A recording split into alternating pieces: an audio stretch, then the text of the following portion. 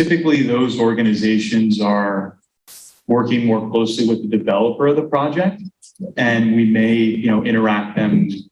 interact with them to the extent we're talking about, permits and expansions of, local tip, tax credit financing, things like that. Yep. But if I could, I just wanted to piggyback on some of what Mr. Kraft discussed earlier, because I have some stronger opinions on those topics.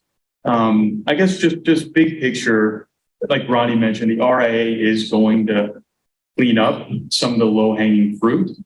There have been some guardrails that have put in that are going to really help, eliminate some of the obvious fraudulent actors. But a lot of the kind of bad or shady behavior, I think, is not going to be, directly curbed by that legislation. I think we've really tried to invest heavily in investor education. It's things that people should ask about, that U.S. investors who have made real investments do ask about. And it's pretty basic, but just a simple 6-point list, right? Like, has your company had any foreclosures? Have you had breach of duty class action lawsuits? Have you lost capital? Have your loans defaulted previously? Have you been fined by the SEC or other government agencies?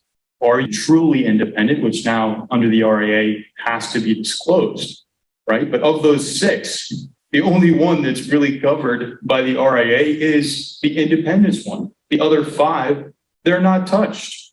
They don't mandatorily have to be disclosed. But you could go to Google and research a lot of that and find it.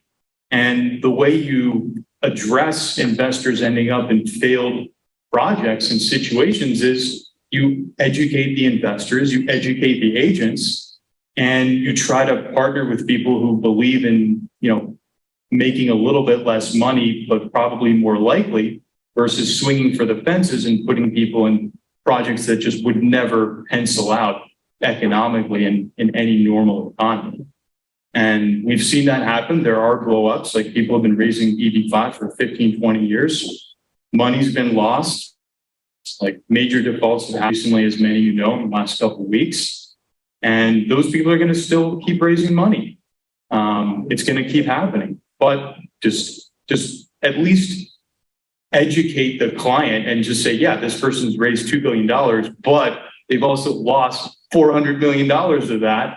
And yeah, sure, they're on their project number, whatever, but yeah, they don't have a perfect track record. And just because you've done 50 deals in the past, you have to look at the fundamentals of what point in the economic cycle are we in today and what matters for me. And we think that's independence and just common sense, investing and just asking those questions.